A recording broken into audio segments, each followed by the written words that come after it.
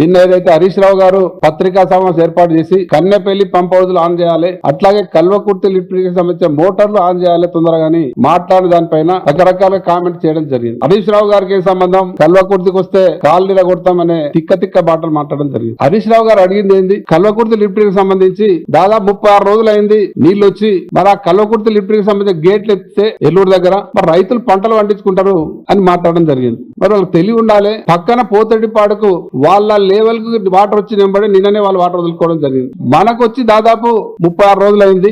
గతంలో మా ప్రభుత్వం ఉన్నప్పుడు నీళ్ళు వచ్చి టచ్ అవుతుంటేనే మోటార్లు ఆన్ చేసి చెరువులు కుంటాలు నింపుకుంటూ రైతులకు అందించే పరిస్థితి గతంలో ఉండేది. మరి ఈ రోజు రైతులు అదే 36 రోజుల కింద నెల ముందే గేట్లు ఓపెన్ చేసి ఉంటే మా కల్వకుర్తి లిఫ్ట్ ఇరిగేషన్ కింద ఉన్న రైతులందరూ ఇప్పటికే వరి పొలాలు వేసుకుని నాట్లు కూడా కంప్లీట్ అవుతుండే, ఒక నెల రైతులకు కలిసి వస్తుండే. మరి మీకు తెలివి లేదు, మీరు నీళ్ళు వదులుతలేరు అని హరీష్ రావు గారు చెప్పడం జరిగింది. దాన్ని ఆహ్వానించడం పోయి మరి కామెంట్ చేయడం అనేది దురదృష్టకరం.